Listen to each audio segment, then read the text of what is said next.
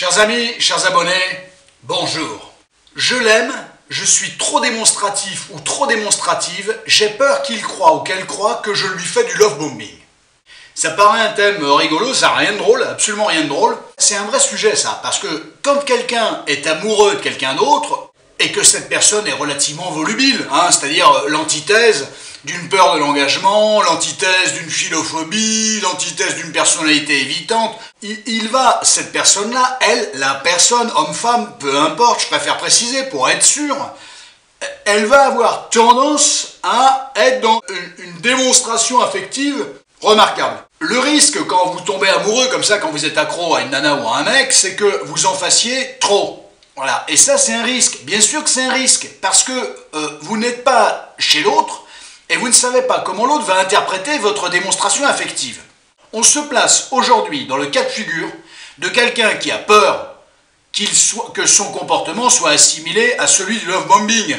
On s'adresse à quelqu'un qui est de bonne foi, parce qu'il faut parler de cette pratique de séduction. Alors, c'est quoi le love bombing? Alors là, je ne veux même pas rentrer dans le détail, parce que c'est une attitude savamment orchestrée, savamment stratégique, pour effectivement vous faire tomber dans une besace, dans une bourriche, dans un sac, voilà, dans un piège même d'ailleurs, de vous bombarder d'amour, pour que vous n'ayez plus toute votre tête et que après, effectivement, la personne puisse faire de vous ce que bon lui semble. Et donc ça peut être des démonstrations affectives, ça peut être venir vous chercher tous les soirs au boulot, ça peut être des cadeaux somptueux, ça peut être des déclarations notoires, sonnantes et trébuchantes par la suite, mais voilà, c'est tout ça, c'est vraiment, c'est gros, c'est énorme, et c'est dès le début, dès le départ, et parfois c'est même dans le virtuel. Je vois pas quel sens ça a, quelqu'un vous dise, tiens, t'es toute ma vie, alors qu'il vous a jamais rencontré, ça n'a absolument aucun sens, ça n'a aucun sens. Quand on se connaît dans la réalité, commencer à se dire et à ressentir des choses extrêmement fortes, et le dire à l'autre, déjà, c'est toujours prématuré, mais ça peut plus ou moins se comprendre. Mais alors dans le virtuel, sachant que, vous le savez très bien, entre le virtuel et la réalité, il y a une marge. C'est même plus une marge, c'est même pas une marge, je sais même pas comment ça s'appelle d'ailleurs, un gouffre, n'est-ce pas? C'est ça le love bombing, c'est j'en fais trop, j'en fais beaucoup, j'en fais trop pour te faire tomber dans mon escarcelle, pour effectivement pouvoir t'utiliser par la suite, te mettre en super confiance, c'est même pas en confiance, c'est en super confiance, pour pouvoir t'utiliser par la suite. C'est fallacieux, c'est manipulatoire à outrance, c'est une des grandes spécialités des pervers narcissiques. Or, il y a bon nombre de gens qui sont dans le love bombing sans se rendre compte, les personnalités dépendantes, notamment. Ils ne sont pas pervers narcissiques et ils n'ont pas envie de vous faire des choses qui ne sont pas bonnes pour vous. Voilà, ils ne sont pas dans cette absence d'empathie, non, à la limite, ils seraient presque trop dans l'empathie. Et ça, c'est le problème de la personnalité dépendante. Donc attention, tout le monde n'est pas dans la manipulation et pervers narcissique et toute la clique. Voilà. Tout comme il y a des gens qui ne sont pas forcément à classer avec ces étiquettes cliniques, mais qui vont avoir plutôt tendance à ne pas avoir peur d'ailleurs de montrer leurs émotions, leurs intentions et au quotidien. Et ça, attention à ça, parce que ce sont ceux-là qui risquent, notamment avec les personnes dépendantes, ce sont ceux-là qui risquent de se faire affubler d'un comportement ressemblant considérablement au love bombing, alors qu'en fait ils ne sont pas dedans. Parce que le love bombing, c'est fallacieux, c'est une intention pour tromper l'autre, alors que quelqu'un qui décline ses sentiments, son amour, son but, c'est pas de tromper l'autre, au contraire, c'est presque l'inverse. Ce que vous mettez en place, vous êtes au courant, la personne qui est en face de vous, et avec tous ces gens un petit peu bizarroïdes qui se baladent dans notre société, forcément, il faut aussi les comprendre, et c'est normal qu'ils aient peur que vous fassiez du love bombing avec eux ou avec elles, et que vous l'utilisiez par la suite. Voilà, chat échaudé craint l'eau froide, les gens n'ont pas envie de se lancer dans un truc qui peut leur paraître effectivement trop incongru d'emblée. Alors forcément, il y a des questions à se poser. Parce que, et notamment la première, qu'est-ce qui fait que vous avez peur que votre partenaire, votre nouveau partenaire, ait l'impression que vous faites du love bombing avec elle? Bon, ce qui est tout à fait normal, on vient de le voir ensemble. Mais pourquoi? Est-ce que ça vient de chez vous? Vous dites, oh là là, j'en fais trop, ou est-ce que c'est votre partenaire qui a commencé à vous renvoyer ça? C'est pas le même cas de figure. Le fait de se rendre compte, j'en fais trop, c'est plus rare, mais ça existe. Mais le fait que votre partenaire vous ait renvoyé vers ça, vous n'êtes pas dans la merde déjà. Parce que ça veut dire que vous en avez trop fait, et que vous avez déjà dépassé des limites, et que le partenaire a commencé à avoir un doute. Et là, c'est pas terrible. J'ai pas dit que c'était mort, j'ai dit que c'était pas terrible. Voilà. Confondez pas un partout et 2-0. 2-0 contre vous, hein, pas 2-0 pour vous, hein, on est bien d'accord. On est bien d'accord. Donc voilà, attention à ça. Donc oui, probablement vous en avez fait trop, ou vous avez peur d'en faire trop. Bon, on se calme. On se calme. Pourquoi? Posez-vous des questions. 150 000 questions. C'est pas des questions à 150 000, hein. Non, il n'y a rien à gagner. C'est 150 000 questions. Donc, pourquoi j'en fais autant? Oui, ça fait partie de ma personnalité, ainsi de suite, ceci, cela. Non mais très bien, ok, moi je peux le comprendre et moi ça ne me dérange pas. Mais la partenaire ou le partenaire que vous avez rencontré, lui, il est dubitatif. Lui, il est sceptique. Et plus vous en faites, plus il est sceptique.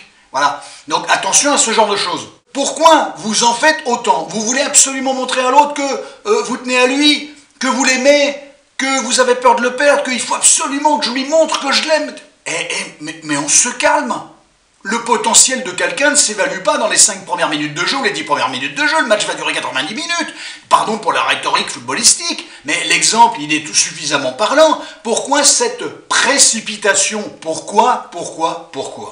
Votre précipitation peut induire l'autre en erreur et finalement vous faire péricliter les choses. Vous allez créer du doute chez l'autre en voulant vous rassurer. C'est vous que vous allez chercher à rassurer. Hein. Vous allez vouloir rassurer l'autre, mais en fait c'est plus vous que vous cherchez à rassurer. Et c'est ça le problème. Et c'est pour ça que j'interviens aujourd'hui, pour vous faire prendre conscience de ça. Vous êtes focus sur l'autre, vous projetez tout sur l'autre, alors qu'en fait la problématique elle est chez vous. Donc attention à ça, et c'est bien que vous vous questionniez là-dessus, parce qu'il vaut mieux se questionner là-dessus en amont qu'en aval. En aval, ça glisse, ça se casse la gueule, et va récupérer la situation quand ça se casse la gueule. À trop vouloir prouver quelque chose, et le plus rapidement possible, vous allez créer un loup, hein, et vous allez créer du questionnement chez l'autre. Ça presse pas. Les relations humaines, ça s'organise dans le temps. Ça s'organise petit à petit, au présent, chaque jour, chaque semaine, chaque mois. Pas de précipitation.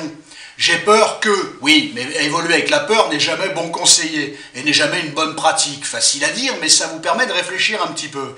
Bon, je viens chercher ma nana au boulot tous les soirs. Mais pourquoi? Ou mon mec tous les soirs? Pourquoi? Vous croyez quoi? Vous avez peur de quoi? Qu'il va s'envoler? Voilà. C'est un oiseau votre mec? Ou c'est un oiseau votre nana? Je ne lui fais pas confiance. Bon, alors c'est vrai que sauf si le gars il donne, ou la nana donne des signes, effectivement, avant-coureur, que vous ne pouvez pas lui faire confiance, attention à ça, mais je ne suis pas persuadé que ça soit en façant autant que forcément vous allez obtenir gain de cause et vous allez rassurer l'autre. Vous allez faire peur à l'autre, c'est tout ce que vous allez gagner en fait. Peut-être assimiler au love bombing, mais vous allez surtout faire peur à l'autre. Et c'est vraiment pas le but, parce que vous avez qu'une envie, c'est de l'aimer et de le rassurer. Voilà. Et voilà comment, en voulant rassurer l'autre, finalement vous devenez anxiogène. Bon. Donc je vais chercher l'autre tous les soirs, je lui offre des cadeaux régulièrement, à chaque fois que je la vois ou que je le vois, je lui offre un petit truc. Non, mais il n'y a pas besoin, il n'y a pas besoin.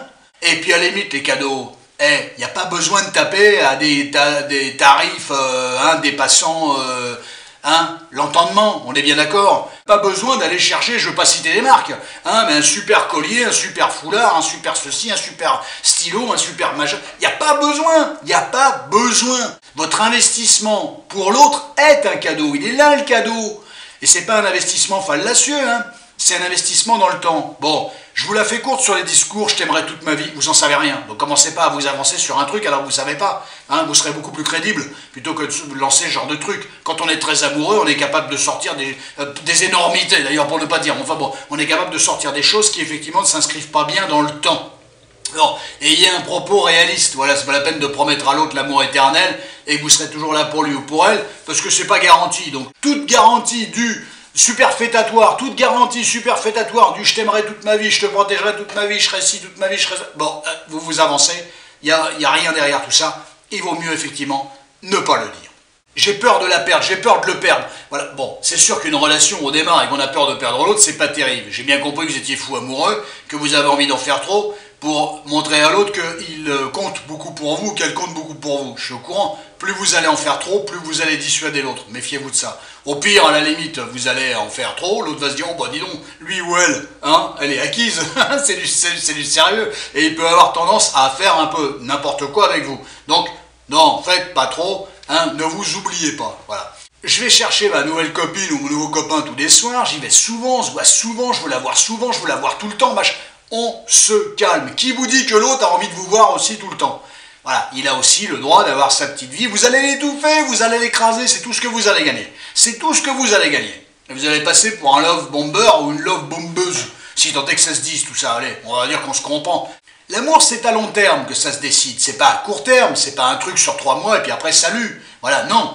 Tu gères pas, je gère pas. Si je fais rien, je gère pas. Mais ok, ça s'apprend. J'apprends à gérer. Et si c'est pas parce que je ne vois pas ma nouvelle chérie ou mon nouveau chéri ce soir ou demain, ou je le revois que le week-end prochain, que je le bombarde tous les soirs de SMS avec t'es où, qu'est-ce que tu fais, t'es avec qui, ainsi de suite. C'est anxiogène pour l'autre et effectivement, vous occupez le terrain, vous allez devenir toxique. Vous avez qu'une envie, c'est d'être aimé par l'autre et en fait, sans vous en rendre compte, vous allez devenir toxique. Voilà, parce que l'autre, ça va dire je t'autorise pas à respirer si je ne suis pas là. Vous ne pouvez pas faire ça. Il y a plein de gens qui tombent là-dedans.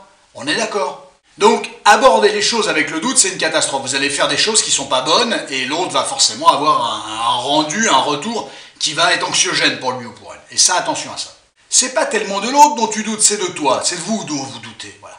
Rassurez-vous, si ça a pris avec l'autre, il n'y a pas de raison, s'il n'y a pas de conneries, ça devrait fonctionner. J'ai dit devrait. C'est pas une certitude. Ne cherchez pas de certitude, il n'y en a pas. Plus vous allez vouloir chercher une certitude, plus vous allez trouver effectivement du questionnement.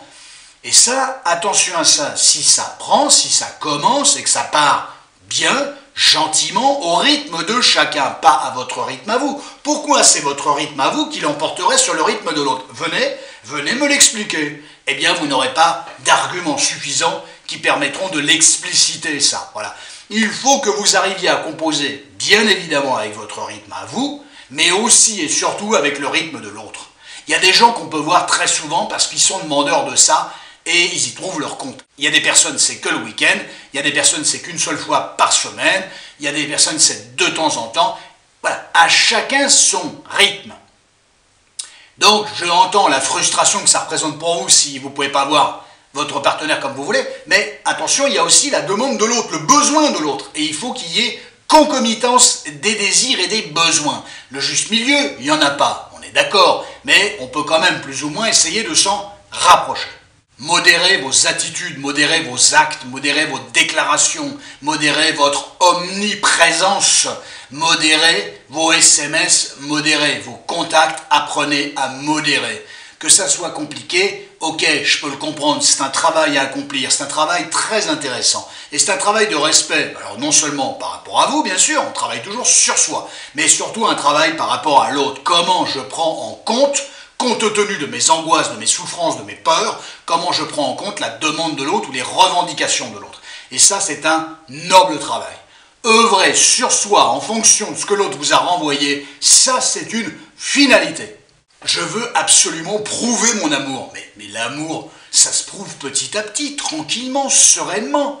Pas sous forme de mastodonte, pas sous forme d'estocade. Non, c'est même plutôt contre-productif. Vous allez être accusé par votre partenaire de love bombing. Voilà, c'est tout ce que vous allez gagner. Alors une fois que vous êtes classé love bombing, allez-y, accrochez-vous. Et une fois que vous serez estampillé love bombing, ou love bomber, love bombeuse, là, eh bien, vous changerez d'attitude. Et l'autre vous dira toujours, oui, t'en fais moins maintenant, mais parce que je t'ai dit que tu faisais du love bombing. Non, t'es dans la stratégie. Vous allez presque renforcer l'idée pour l'autre que vous étiez dans la stratégie. Mais regardez dans quel scénario saugrenu vous allez vous retrouver, alors qu'à la base, tout ça était effectivement de l'ordre de la démonstration affective, sans vouloir nuire à l'autre. Attention à ça, soyez stratège dans le bon sens du terme. Ne pensez pas égocentriquement parlant. Voilà. Apprenez à gérer vos besoins, vos peurs, vos demandes par rapport à l'autre. Jugulez, tempérez. Ça ne veut pas dire faites rien, non, ça veut dire juguler, tempérer, réorganiser, équilibrer. Je voudrais juste vous rappeler que l'amour, c'est une course de longue haleine. Ce qui compte, c'est pas les 3 premiers mois, c'est l'état amoureux, ok, d'accord. C'est pour ça que je vous dis de pas trop vous engager, de promettre des choses que vous ne tiendrez pas, ou de faire si vous achetez des cadeaux somptueux, c'est pas pour dire à l'autre, au bout de 4 mois, tu comprends, j'ai tout grillé, j'ai plus de pognon, donc maintenant je t'offre plus rien. Mais non, ça n'a pas de sens. Mais c'est pas ce que l'autre veut, ça, de toute manière. Rien ne vaut un cadeau symbolique. C'est presque plus symbolique, il l'a fait avec ses petites mains, il l'a fait avec amour, voilà. C'est beaucoup plus, ça coûte le prix d'un yaourt, bon voilà. Je sais que tout augmente, mais enfin quand même, c'est beaucoup plus symbolique, c'est beaucoup plus doux, c'est beaucoup plus agréable, c'est touchant, Un gros cadeau, je dis pas que c'est pas touchant, mais c'est pas pareil que quand le mec il fabrique ou la nana fabrique le petit truc avec ses petites mains. Je l'ai fait pour toi, je l'ai fait en pensant à toi. Et c'est pareil quand vous faites un petit cadeau comme ça, symbolique, symbolique. Vous n'êtes pas assez dans le symbolisme. Voilà, vous êtes dans le grandiloquent. Voilà, mais le grandiloquent ne parle pas plus que le symbolisme, je vous le dis tout de suite, ou le symbolique. C'est comme je t'aime, dis je t'aime dans la journée, ça perd de son sens. Ça perd de son sens, c'est un de temps en temps. Et puis je t'aime, il n'y a pas besoin de le dire, ça peut se montrer, c'est l'accueil à l'autre, c'est l'abord de l'autre, c'est la pétillance du regard quand l'autre arrive ou quand l'autre vient vous parler. Voilà, il y a 1001 manières de montrer son amour sans le dire pour autant. De temps en temps, oui, tout le temps, non. Voilà, ça fait plaisir de le dire, ça fait plaisir de l'entendre, mais ça dénature un peu le propos. Attention à ça. Trop de je t'aime, tu le je t'aime. On est bien d'accord. Pas besoin d'en faire trop. Il y a des gens qui ont des personnalités où ils en font trop, beaucoup trop. Ok, ça les spécifie, ça les singularise, mais ça peut déranger celui qui est en face. Il suffit que ça soit quelqu'un, effectivement, qui a du mal à recevoir, quelqu'un qui a une petite problématique de philophobie, hein, la peur d'être aimé, la peur d'aimer, la peur d'être aimé, qui a une difficulté d'engagement, et ainsi de suite. Imaginez les complications que ça peut générer. Bon, donc attention à ce genre de choses. Moi, je vous dis que vous n'avez pas besoin de ce superflu. C'est votre présence au quotidien, globalement, le petit SMS, la petite présence, la soirée qui s'est bien passée, le week-end qui s'est bien passé. C'est tout ça qui fait que ça construit une relation. Pas besoin d'en faire trop. Pas besoin. Ça peut se retourner contre vous. Voilà, un super début de match, tu mènes 3-0 et finalement tu perds 4-3 à la fin du match, ça fait rigoler tout le monde, on est bien d'accord. Donc ce qui t'intéresse, toi, c'est la gestion. Quand tu as un 5000 ou un 10 000 mètres à faire, tu vas pas partir à fond et au bout de 1000 mètres de dire « Vous avez vu, hein, je suis en tête », tu vas faire rigoler tout le monde. Parce qu'au 5000, à la fin, tu seras peut-être même plus dans la course ou tu seras 15e ou 10e. Voilà. Attention à votre gestion des situations dans lesquelles vous êtes. L'amour, ça se prouve au quotidien, et pas forcément de manière grandiloquente. Et si tant est qu'il y ait une forme de grandiloquence, ta présence, ton accueil de l'autre, ton abord de l'autre, ta disponibilité pour l'autre, ta capacité à montrer que tu tiens à l'autre, c'est ça qui me paraît presque grandiloquent, entre guillemets. C'est ça qui est important. C'est pas le cadeau que tu vas faire, on s'en fout de ça. Le cadeau, c'est ta présence, ta tranquillité, ta sérénité, l'autre en aura besoin. Tu es peut-être tombé sur quelqu'un qui n'était pas forcément recommandable, bon, ben ça tu le verras assez rapidement. Mais n'en montre pas trop justement parce que l'autre pourrait utiliser ça pour dire, tiens, lui ou elle, sans le vouloir, il est dans ma poche, bon ben maintenant qu'il est dans ma poche, je peux me permettre des choses avec lui ou avec elle. Ben vous seriez bien malheureux de ce genre de truc. Non, faites pas trop. Combien de personnes j'ai entendu me dire, oh, quand je pense qu'on a rompu, quand je pense les cadeaux que j'ai pu lui faire, les sommes folles que j'ai investies, mais attention, qui vous demandez l'autre? Ah, si quelqu'un vous demande des cadeaux et des cadeaux chers, méfiez-vous toujours, parce que normalement l'amour rentre pas du tout là-dedans, on est d'accord. Mais méfiez-vous toujours des sommes d'argent que vous mettez dans des bijoux, dans des cadeaux, parce que fondamentalement, il n'y a aucune garantie. Hein, parce que vous croyez que c'est parce que vous avez offert une bague ou un super truc à un mec, à des milliers, des milliers d'euros, des centaines d'euros, que c'est la certitude de garder le mec ou la nana. Vous n'aurez même pas la certitude de récupérer le cadeau en fin de truc, hein, au pire. Au pire. Attention à ça. Personne ne vous en demande d'en faire trop, d'en faire autant. Ça peut déranger l'autre. Personne. L'amour, ça se prouve, mais ça peut se prouver d'autres manières que par la gratification de l'objet. Si vous tombez dans les pièges de ça, l'objet, d'en faire trop, et ainsi de suite, vous allez être accusé de love bombing, vous n'allez pas être crédible. Ah, encore un manipulateur, ah, encore un PN, et vous allez vous faire jarter, alors que vous n'avez même pas eu le temps de donner le meilleur de vous-même. Et au lieu de montrer finalement vos qualités humaines, fondamentalement c'est là-dessus que l'amour se tisse, sur les qualités humaines, pas sur les qualités matérielles ou économiques, me semble-t-il, un petit peu de bon sens. J'espère que nous serons d'accord là-dessus. Petit cadeau, ça fait plaisir. Une rose, il y a des mecs qui offrent 100 roses. Bon, une rose, vous faites quoi? Vous choisissez quoi? Moi, je choisis une rose. Et la rose que vous allez cueillir dans un parc, dans un jardin, est encore plus symbolique que celle que vous allez acheter chez le fleuriste. Symbolique. La peur de soit la vôtre, tant mieux, elle vous honore, c'est bien de flipper à l'avance avant de faire des conneries, on est bien d'accord. Soit l'autre qui a commencé à vous faire, dis donc mon grand, tu serais pas en train de me faire un petit love bombing, un petit love bombing, voilà, donc attendez, là vous n'êtes pas dans la merde, parce qu'on commence à avoir une suspicion sur quelqu'un, putain, là ça se complique, pardon. Se départir d'une étiquette qu'on a commencé à vous coller dans le dos, alors là allez-y, hein, allez-y, elle n'est pas facile à attraper celle-là. Bon, ça marche. Voilà, je voulais qu'on parle de ça. Il y a trop de gens qui tombent dans le piège, c'est quand même vraiment dommage. C'est quand même vraiment dommage d'avoir les meilleures intentions de la Terre pour quelqu'un et de se retrouver étiqueté d'une vignette, certes qui existe, mais finalement d'avoir confondu les choses et que vous n'ayez pas eu le temps de montrer réellement, de jouer réellement votre partition. On est bien d'accord. Donc, prenez votre temps. Le temps est un allié. Ce ne sont pas avec vos peurs que vous allez gagner, c'est avec votre tranquillité, votre sérénité. Vous n'en avez pas, j'ai bien compris, ou pas suffisamment. Ça s'apprend pas et c'est pas parce que vous allez regarder la vidéo que ça y est, vous êtes serein. Ben non, dommage, j'aurais rêvé de vous transmettre cette sérénité.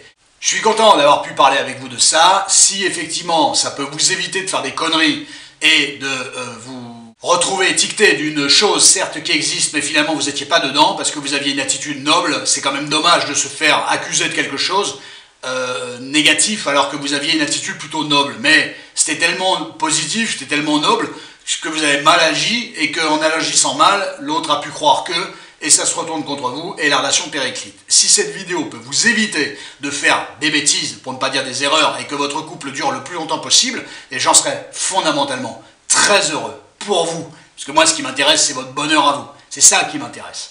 Prenez tous, merci d'avoir regardé cette vidéo, prenez tous un immensissime soin de vous. Comme moi, j'essaye de prendre soin de vous. Je ne sais pas si j'y arrive, mais j'essaye, voilà, de vous éveiller sur certaines choses et que vous soyez au mieux dans votre existence. Prenez grand soin de vous. À très bientôt, chers amis, chers abonnés. À très bientôt. Merci pour votre confiance. À très bientôt.